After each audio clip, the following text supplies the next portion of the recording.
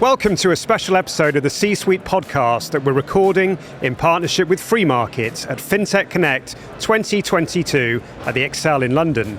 FinTech leaders from the entire FinTech ecosystem are here for 2 content-packed days to discuss open banking, embedded finance, the future of payments, blockchain, AI, the metaverse, RegTech, and lots more. I'm going to be interviewing some of the key speakers and guests here on the Freemarket stand to give you a flavour of the event and to find out more about the topics discussed. I'm joined by Paul Staples, Global Head of Banking as a Service and Embedded Finance Proposition at HSBC. Paul, welcome to the podcast. Thank you very much for having me. Not at all. You've just finished your session about the future of embedded finance. What points did you raise during that session? Well, it was nice to be hit with a little straw poll at the very end there by Jeff when he asked, in 10 years from now, will SMEs be getting their credit from a bank or from somewhere else in order to sort their cash flow? I think it's quite unanimous actually on the panel that we all wanted to disagree with each other, but we couldn't find a way to disagree with each other. We all agreed that actually SMEs could probably still get their credit from a bank, right? But actually the application process, the approach, the simplicity to it all may actually be in their accounting system, because that's where the cash flows are, or it could be in their ERP. So yeah, it was quite interesting, and as much as we like to disagree, we couldn't find a way to on that one. You couldn't find anything, no. And I've heard about this, the NetSuite release that you've released into the US. I mean, could you tell us a little bit more about that and what that means for you? So look, our journey started a couple of years ago when we started to look at the future banking business models that could be out there.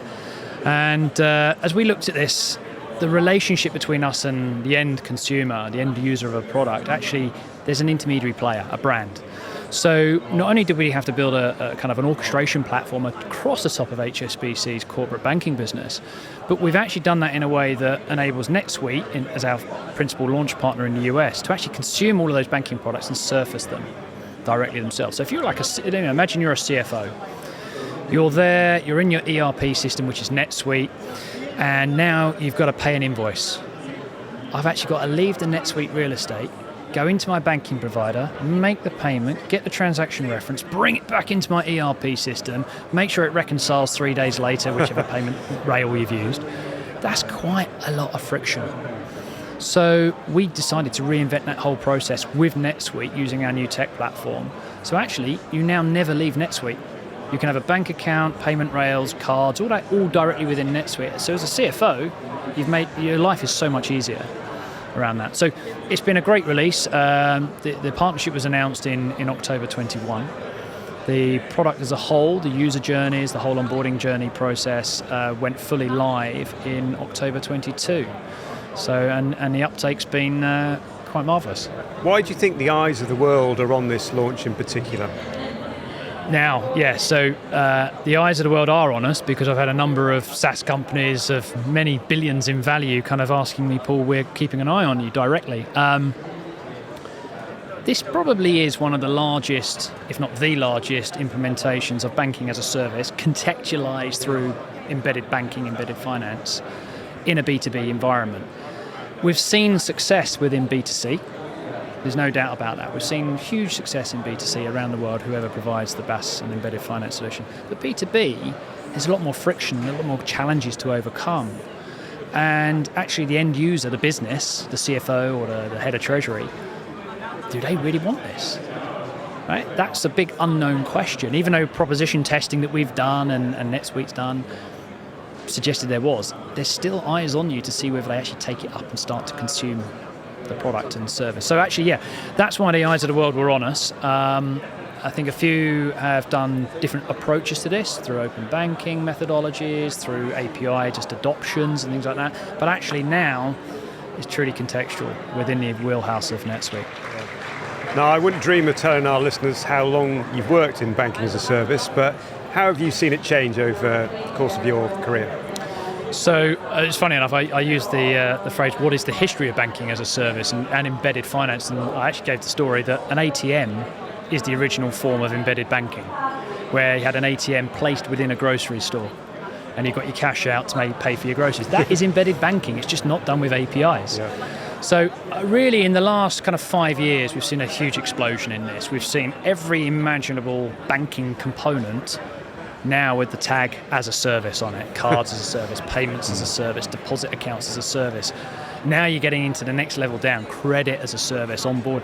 Everything now can be a service. So we've seen banks wanting to own the whole process end to end and actually letting it go and actually providing that orchestration. So the evolution has been from that of pure API ownership to bringing other people's APIs in and using their services because of margin economics maybe, and actually then providing that experience out as well. So actually we're seeing a whole host of different approaches to this. So banking as a service 10 years ago was just APIs.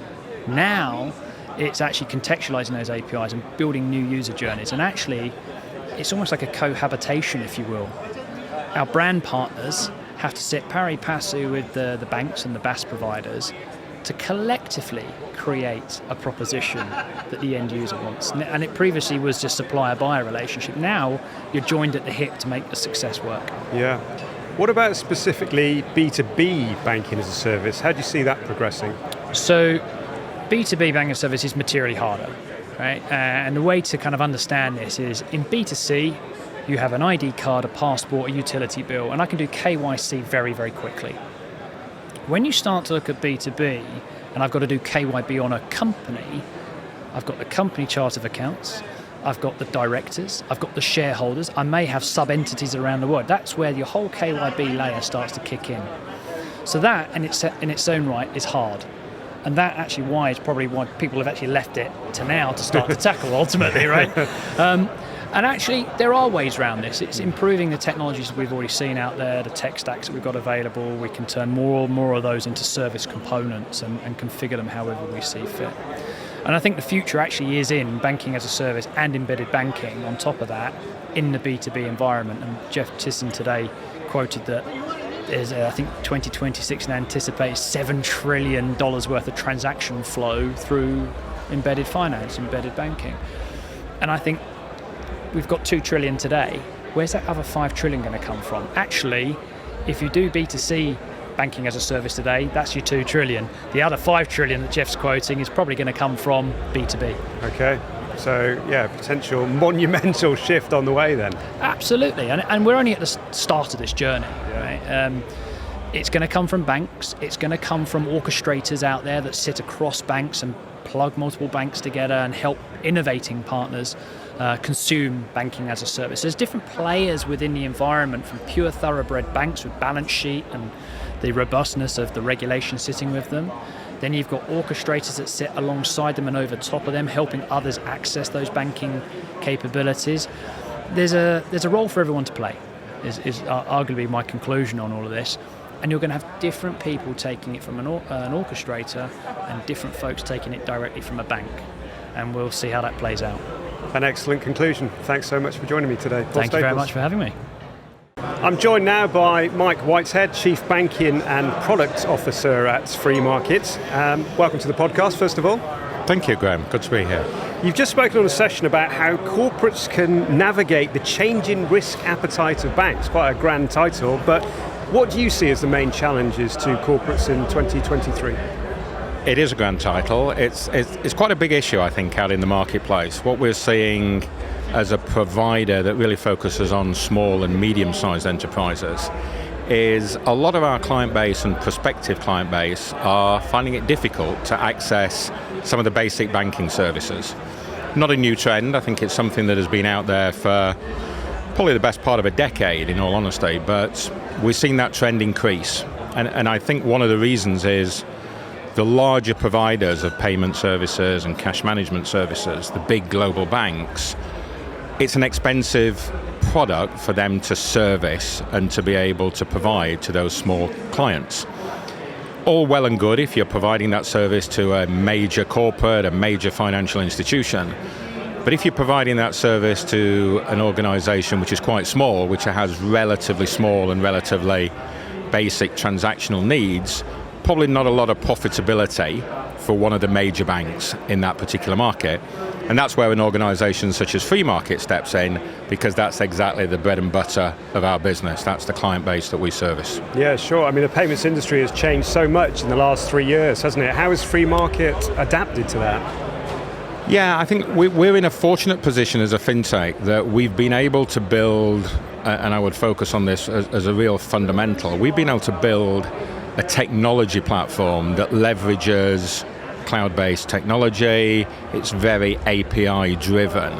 And as a result of that, we've been able to put in place a platform that is meeting client requirements. And client requirements are evolving pretty rapidly. This, in a small and medium-sized enterprise, their requirements are getting more sophisticated, they're becoming more demanding of their providers.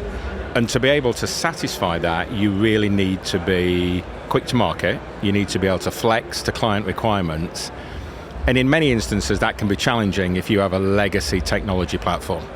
So that trend in the marketplace for small clients to struggle to get provision, to find that their requirements become more and more sophisticated by the month, they become more demanding by the month, really does lend itself to a fintech provider in being able to satisfy that trend that we see changing in the marketplace. Yeah, I mean, you talk about technology. How far can this technology go? What are your thoughts on the future of this technology? Yeah, good question. I mean, I think there's always an advantage when you are leveraging new technology. We see that the cost of technology is coming down, not necessarily the cost of technology individuals, but certainly the cost of the platform itself is absolutely coming down. And there are so many new products, so many new capabilities out there. And I think what's interesting from a fintech perspective is we're very comfortable in partnering with other fintechs in terms of building a platform which flexes to those client requirements. So the event that we're at the moment, there are so many technology providers who, all of whom have got a market-leading capability, a market-leading product. And we're very interested at Freemarket in taking those products and plugging them into our platform in terms of just broadening and widening that opportunity for the client base to access those products. So lots of new ideas out there, lots of new capabilities. The challenge for us is to be able to move at speed and to be able to integrate those into the platform. And you're excited about 2023 and the possibilities ahead? Yeah, absolutely. I mean, look, we face a challenging economic environment. I think we're all very conscious of that. I think we've got an interest rate environment which is unusual for most people. That's going to have some interesting implications in terms of those people that are leveraging debt financing. That's going to be a challenge for those sort of organizations. We're fortunate in terms of Freemarket. We're well capitalized, we're profitable, so we're confident in terms of our own stability in what will be an economically volatile environment. But we're conscious that some of our clients are going to face some challenges. And I think that challenge is really going to manifest itself in customers being very focused on cost. And anything that we can do to help customers with the cost of their cross-border payment activity, the cost of their foreign exchange activity, is just going to help them. And you know, clients are looking for savings wherever they can find them. And the challenge to organizations such as ourselves is to help with that process. How do we drive down the banking costs of our clients? How do we drive down margins? How do we drive down transaction pricing? Yeah, challenging but exciting times. Mike Whitehead, thank you for joining me on the podcast. My pleasure, thank you. Joining me now is Lisa Frazier, Chief Operating Officer at Judo Bank. Welcome, Lisa. Thank you, Graham. Great to be here. Yeah, lovely to see you. Could you start by giving us an overview of Judo Bank and what market you cater for? Sure. So Judo Bank came into existence in 2016. A group of experienced bankers who were passionate about the small, medium enterprise economy, so SMEs, took on the task to help establish the challenger bank movement in Australia. Today we are a specialised SME lender, so we provide capital to SME customers in Australia. We have been profitable for 2 years and we IPO'd last year. Today our asset book is approaching $7 billion. We've had pretty good growth and great margins and a high quality portfolio of loans. Yeah, and as you mentioned, that is a dramatic rise, isn't it? From setting up the business to IPO and then ultimately to profitability. How have you done that in such a short space of time? Well, I definitely say it was hard. It's not my first startup. And so what I would say is there's a lot that goes into it. I think there are really 4 things that have really made a difference for Judo. First is pick where you play, right? So for the SME customer base, they essentially are unloved and underserved by the major banks. And as a result, up to 40% of them can't get capital when they need it. 2/3 of them will say they don't like their relationship with their existing bank, and if you ask them, how would you rate your bank on trust, it's a 2 out of 10, so not that great. So pick where you play is like an economic opportunity and a sizable problem that you can solve as a startup. The second thing would be test the customer value proposition. So it's very important to iterate that from very early on and to understand what really resonates with customers and what are they willing to pay. The third thing that Judo did, which is quite different from the startups I've been part of in San Francisco, is they really pushed for the business model achievement early. And just to give you a sense of why that's important, in Australia, the regulator had not issued a banking license for decades. And in 2019, they issued 4. We were one of those 4. And all the other 3 no longer exist. They've handed their licenses back. So it's really important to understand the business model. And then lastly, it really is about how you manage your capital and how far you invest ahead of or alongside the business model. So I think we've all been guilty, me included, of building too much tech.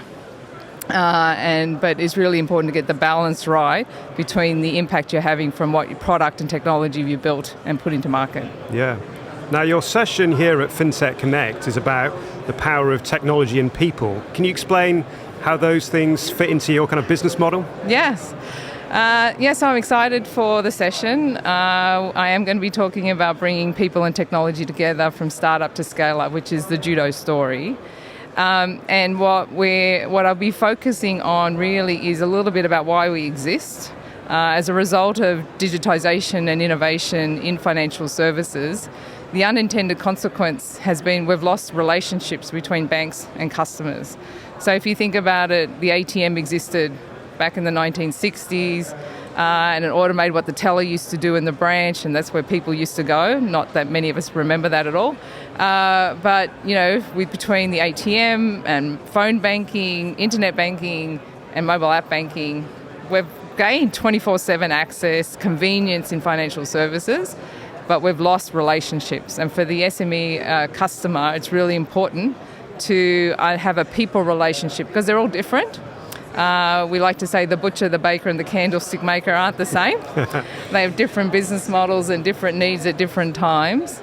And so I'll be talking about the people part, which is really relationship-led banking, character-based lending, relationship banking, and really high-tech, high-touch, which is different from today's status quo, in the banking world, which is pretty much minimal relationship, low, slow tech, and computer-based lending. And so that's what we're talking about, how we've gone ahead and built out our bank. Yeah, it should be an excellent session. And as you've mentioned, you've come all the way from Australia. Do you think your counterparts in Europe, fintech companies in Europe, could learn anything from the way that Judo has gone about things? I certainly hope so. I think sharing our individual stories as part of the companies that are changing and transforming financial services is a great thing. We've certainly got our own scars and we have a lot more to get done, but we've had some real wins. I think it's really important for us to share how we went about that.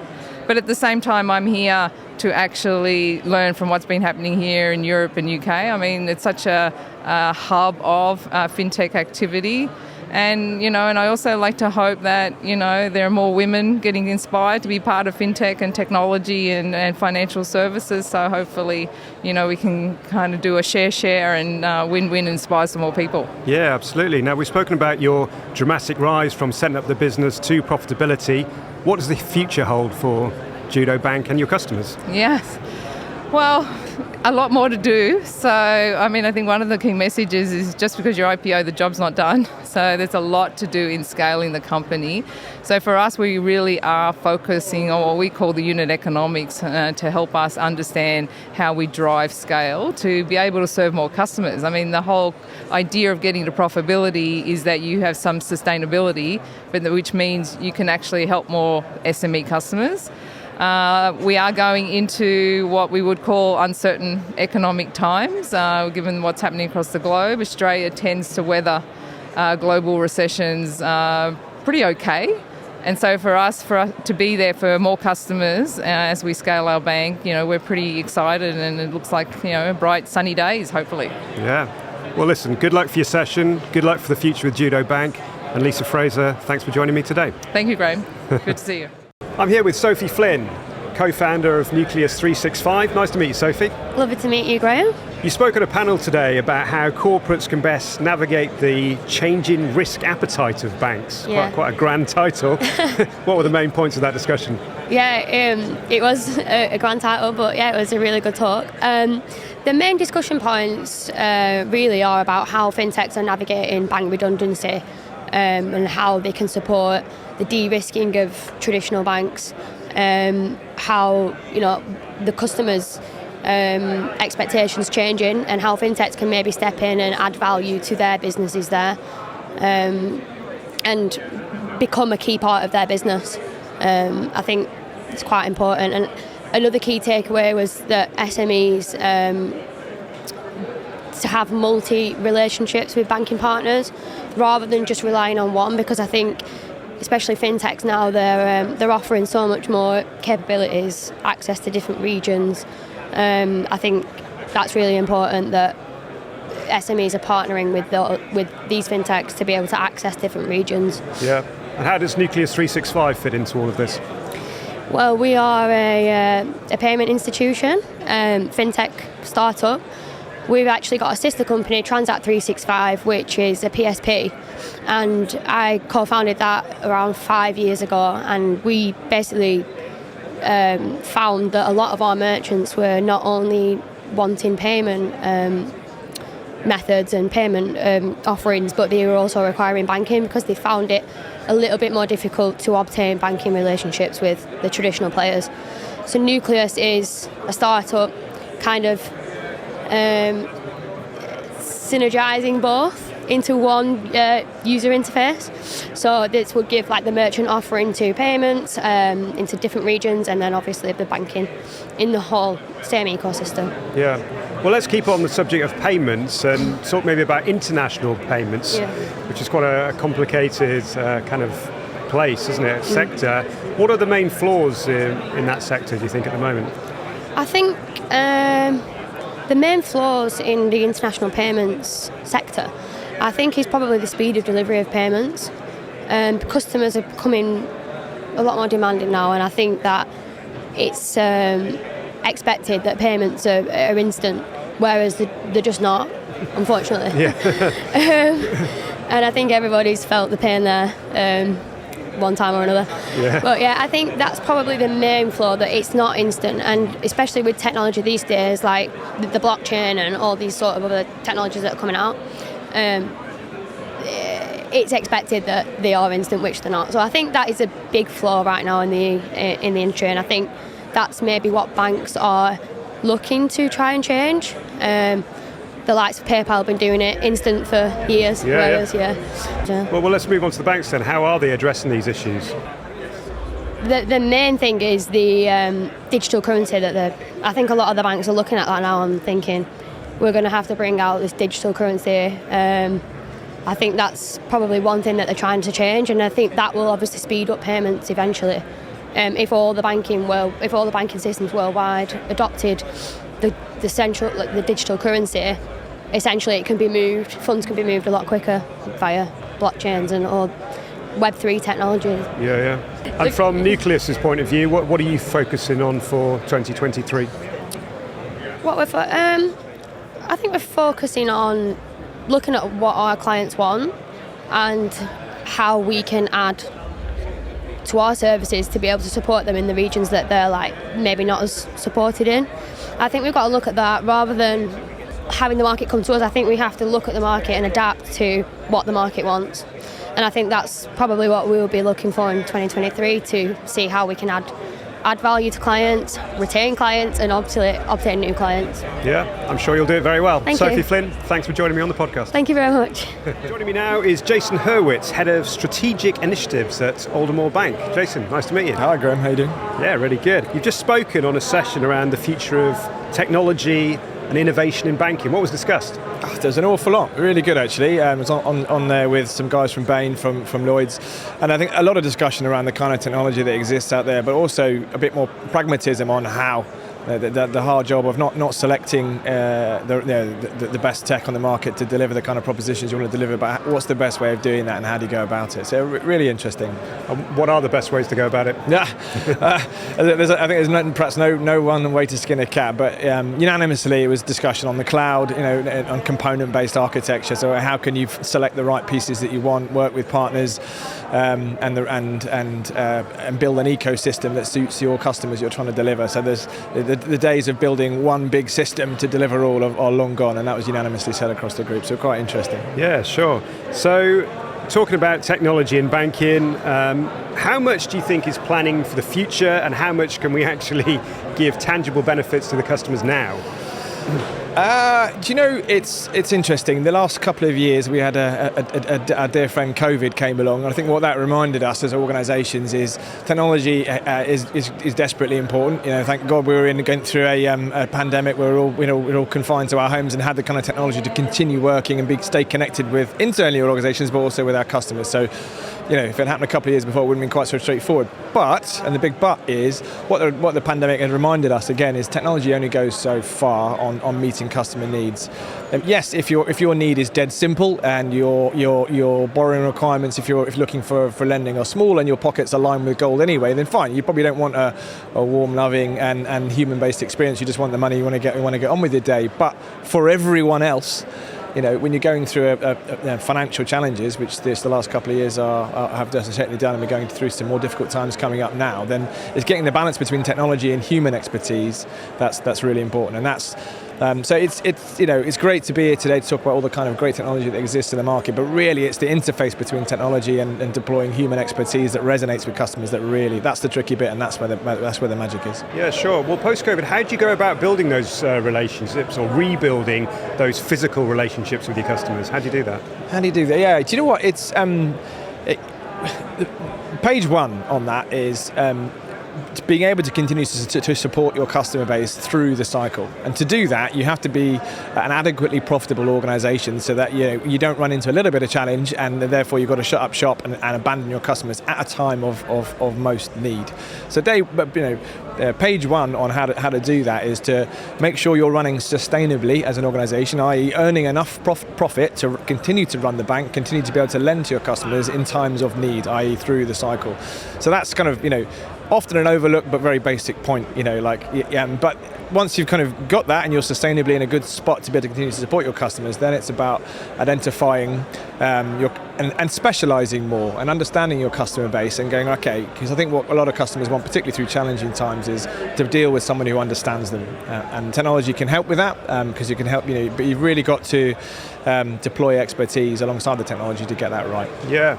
Well, maybe that kind of segues into your other session. You're very busy today at FinTech Connect because you're speaking on yet another session about enhancing customer experience. Yes. So what do you expect to deliver in that session? I think, as I've touched on already there, I think key to it is, a lot of the technology that came online over the last years have accelerated the speed in dealing with customers. So that's great, but it's still often a one-size-fits-all journey. It's a faster one-size-fits-all journey, but it's still one-size-fits-all. So I think where the magic is going forward is to what extent can we specialise and personalise for customers so they deliver a unique experience. I don't mean necessarily because it's not economical to create an individual experience, because you can't scale that and you can't run an organisation profitably to be able to continue to serve all your customers through the cycle, but you can identify pockets of customer segments that you can specialise in, so you can really sort of deliver value to them in a way that connects with them. I think in many sectors, including in banking, there's a real need for authenticity. So I think if you can really demonstrate to customers that you understand them, you understand their segments, you understand the moment in their journey of buying their first house, whatever it is, if you can really empathise with that, then I think you're in good shape.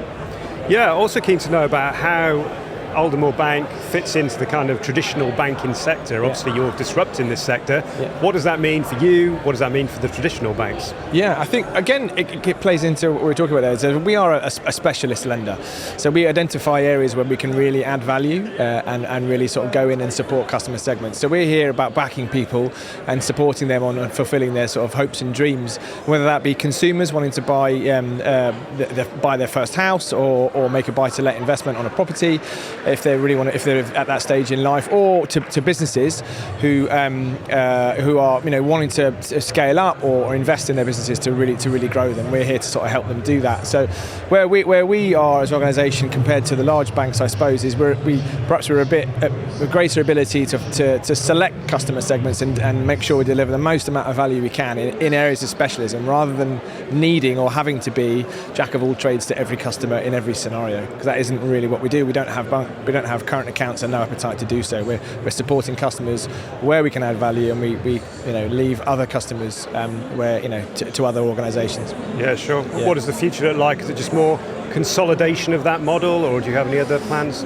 I think there's still a lot of room for growth. The large incumbent banks still have the lion's share of the market, and they still tend to be first choice for a lot of organisations. There was so we've got some work to do to really become not a specialist challenger bank, but actually mainstream. So I think if we can deliver more value within our segments, those segments are very large, they can be very profitable. So I think we for us it's about investing in those areas of specialism and really sort of standing out from the crowd and saying we are the right organisation to support individuals at a time where they want to have some borrowing to support whatever it is they're doing. Yeah, interesting times. Listen, I know you're a busy man today, so Jason Hurwitz, thank you for joining us on the podcast. Pleasure, thanks Graham. Joining me now is Conrad Ford, Chief Product Officer at Allica Bank.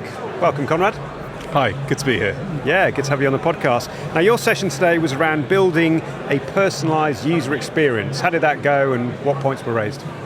Well, it was a good session, and I think my big focus area was that I think a lot of incumbent financial institutions think of user experience about building a cool or slick user journey, and I think they've kind of been lulled into a false sense of security by fintech.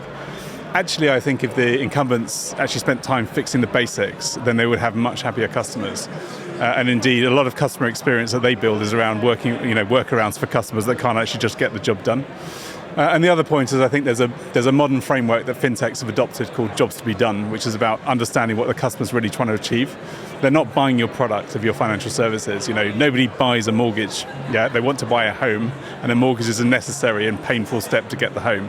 So thinking about the job to be done and rethinking your customer experience, those were the points I was making. Okay, brilliant. And to move on to open banking, big topic here at FinTech Connect. What does the emergence of open banking mean for the traditional banks? Well, I think over the next 5-10 years, it's going to really question what I'd call the universal banking model, which is what have we had? The dominant type of banks in the Western world, certainly for the last, my lifetime, my parents' lifetime, is there's been these big banks that are all things to all people. So they serve all the way from little consumers all the way to the very biggest corporates and governments. And also they do everything from distribution, which meant for them historically branches, to manufacturing the products, to the raw materials of cash, collecting cash. I think as a result of open banking, we're going to start seeing those models break down a bit, because open banking means that somebody else can have the customer relationship and do the distribution. And it means that somebody else can serve one particular segment dramatically better than you as a big bank who tries to be jack of all trades and master of none. So I think what we'll start seeing, partly as a result of open banking, but also generally of digitalisation, is real question marks over that model that's dominated our lifetimes in banking. You mentioned digital transformation. Why do you think the traditional banks struggle with digitisation? Well, the problem's actually in the word you just used there. They love their big transformation programs. They have these impressively titled strategic transformation digital program, and they have someone with a suitably important title, program manager. That's not the way you do this stuff. And I say this as somebody who comes from the big banks, right?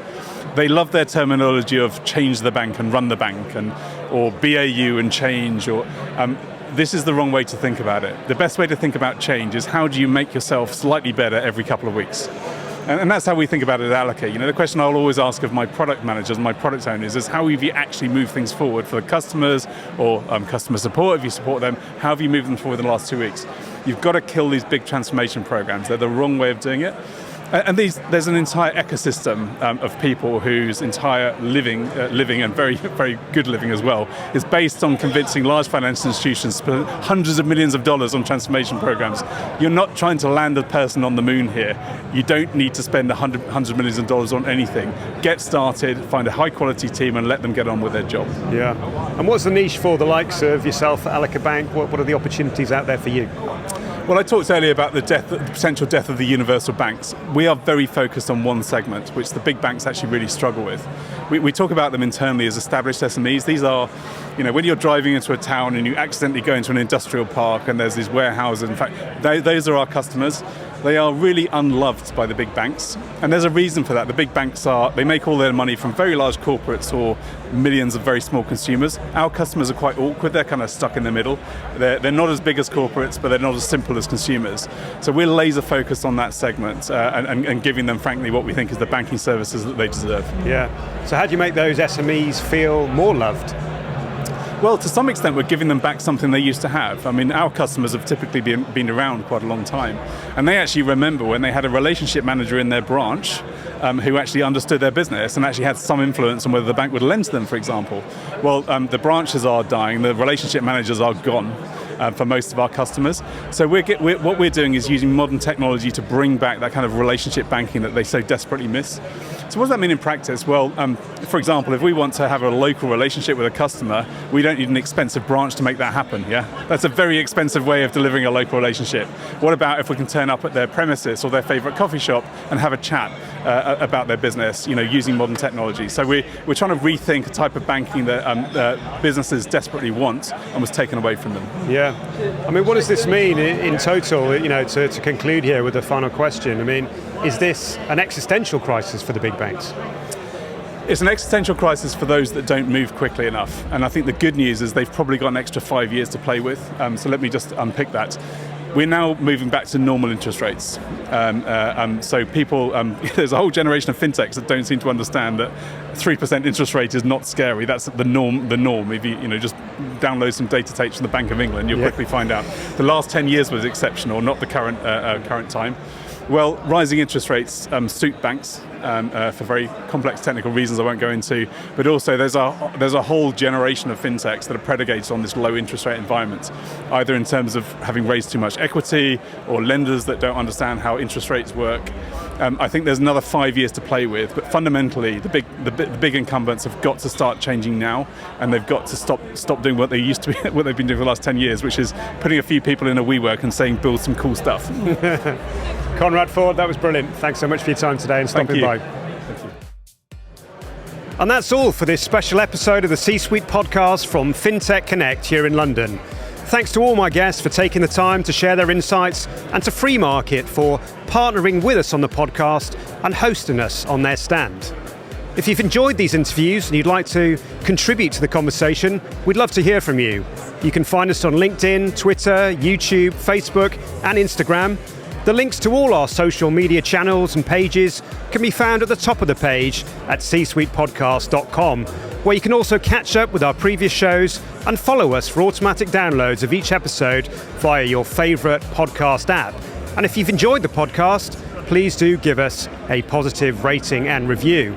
If you'd like to get in touch with the show, you can do that via the contact form on the website, or you can find me, Graham Barrett, and the C-Suite podcast on LinkedIn. But for now, thanks for listening and goodbye.